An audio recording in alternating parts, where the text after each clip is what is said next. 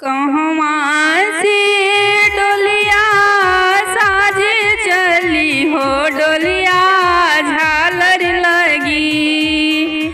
कहवा से डोलिया साजे चली हो डोलिया झालर लगी। केकरा दुआरे डोलिया लगली सुंदर दुल्हा साजे चली। केकरा दुआरे डोलिया लगली सुंदर दुल्हा साजे चली। अवध से डोलिया साजे चली हो डोलिया झालर लगी। जनक दुवरिया डोलिया लगली सुंदर दुल्हा साजे चली। जनक दुवरिया डोलिया लगली सुंदर दुल्हा साजे चली। के कहेला बेटी चुप रहा हो डोलिया साजी रही। के कहेला बेटी चुप रहा हो डोलिया झालर लगी। के रोवेला छतिया फार सुंदर बेटी ससुर चली। के रोवेला छतिया फार सुंदर बेटी ससुर चली।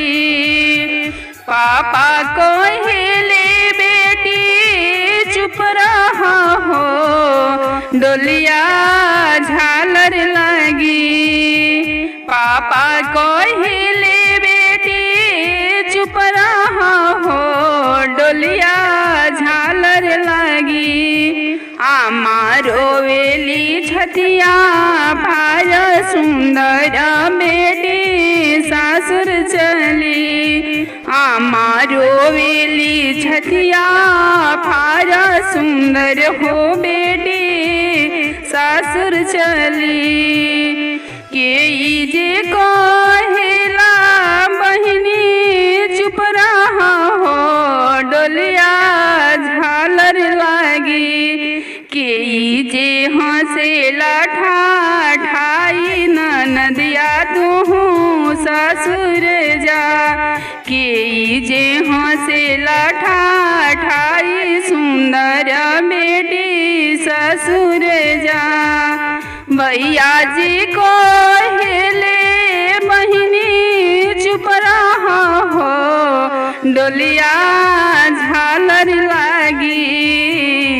भाभी कहेली ननद ससुर चल जा डोलिया झालर लगी। भाभी जे हंसेली ठाई सुंदर डोलिया झालर लगी। भाभी जे हंसेली ठाई सुंदर ननद ससुर चली। भाभी जे हंसेली ठाई सुंदर बेटी ससुर जा।